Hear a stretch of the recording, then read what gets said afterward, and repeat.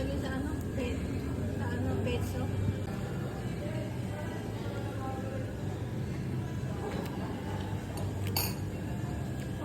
Ang sarap. Hindi matamis. Sarap. Magandang buhay! For today's vlog, nandito kami sa Kai Mall.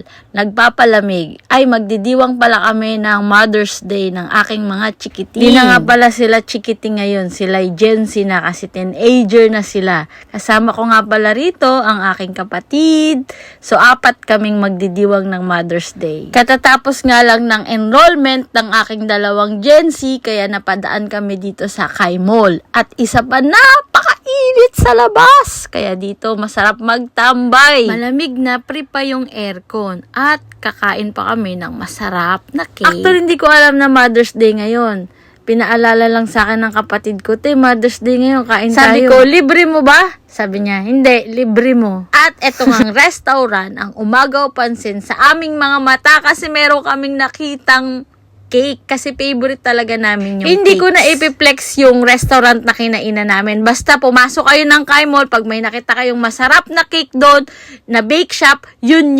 Doon kayo magpalamig at kumain ng cake. Nag-order nga pala kami ng red velvet at chocolate espresso na cake. At iba't iba pa. Ayan po yung mga in-order namin. Oh, tara, arat na, kakain na kami. Bago ang lahat, babati muna ako ng Happy Mother's Day sa lahat ng mga nanay dyan sa buong mundo. Late na pala ang paggawa ko ng vlog na to, pero okay lang, di pa naman huli ang lahat. May pa rin naman, Mother's Day pa rin. Una ko palang titikman ang red velvet cake. Kung masarap or hindi ba, papasaba sa panlasa ko. Tingnan natin. Masarap, Ning. Masarap. Hindi siya matamis. Dapat ganito yung masarap. Next ko na titikman ang chocolate espresso cake. Favorite ko ang coffee, kaya tikman na natin. Tara, kung masarap ba? Sentensya na.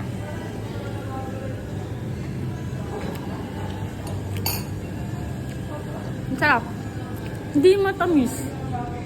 Tapos na akong tumikim at ngayon yung kapatid ko naman ang titikim, ang CEO ng JNW Love and Care Freshly Cake Bake.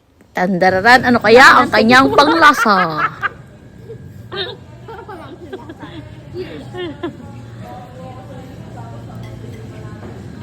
No? Mabadutik man. Ano naman para sa atin yan lahat eh. Ano? Hindi pa niya masyado na-express yung lasa, pero nasarapan din yung kapatid ko kasi gusto niya pang namnamin at tikman yung cake. At nasarapan din yung 2 Gen Z kids ko. Masarap talaga yung red velvet. Promise, ako talaga nagustuhan ko siya. Gustong gusto ko yung Parang lasa cake ni niya. tita. Masarap. Cake ni tita o yan? Gusto kong puto na onte. Oo, di ba na? Kailangan makuha mo yan eh. Yung lasa niya. Ha? Ha? Sabi ko yung cheesecake nila, yung cheese nila yun. Ibang brand ko. May ano na to? May pangalan to? May pangalan. Tikman mo. Oo naman, para sa atin yan lahat. May ano to? Philadelphia. Hindi, alam ko yung lasa na Philadelphia. Hindi Philadelphia. To may halong cream.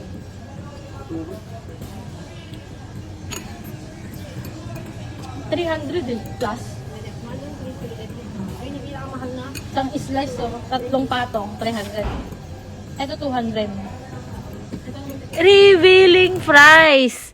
Grabe, ganito kamahal ang cake na kinain namin. Yung red velvet cakes po ay nagkakahalaga ng 300 plus kada slice po niya. And yung chocolate espresso naman po ay nagkakahalaga ng 200 plus kada slice po niya. Ang mahal, no? Wow! 300 per slice ng cake?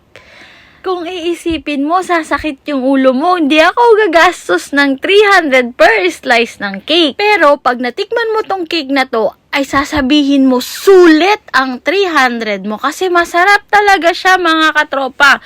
Masarap yung lasa ng icing niya, yung bread niya. Nagtama sa mga timpla nila. Napaka-smooth, hindi siya matamis.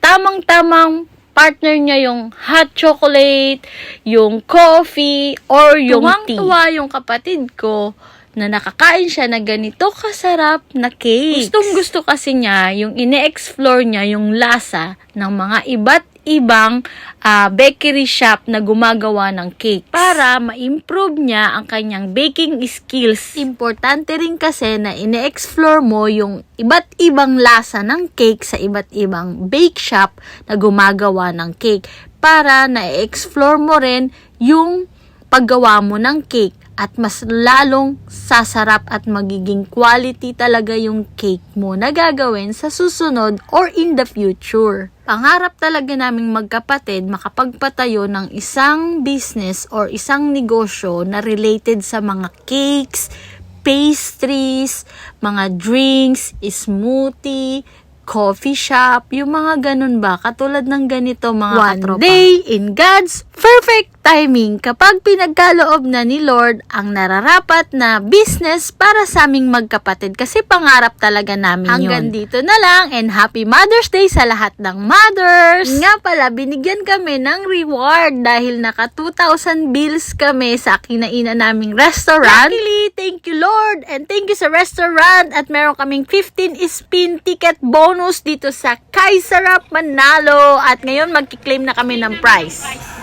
So, meron kami 4 na prize sa spin namin kanina. 3 waffle at saka isang iced coffee. Large. So, pag tinotal yun, kasi yung waffle ay 50. So, 3 siya, 150. Tapos yung coffee ice, nasa 60 siya. So, nasa more than 200 na rin. So, yes. Naka-discount kami ng 200. Ay, free pala, free. 200. So that's all. This is my updates for the Thank you for Mother's Day. And don't forget to subscribe, like, and share. Pagpalain ng buhay. Bye!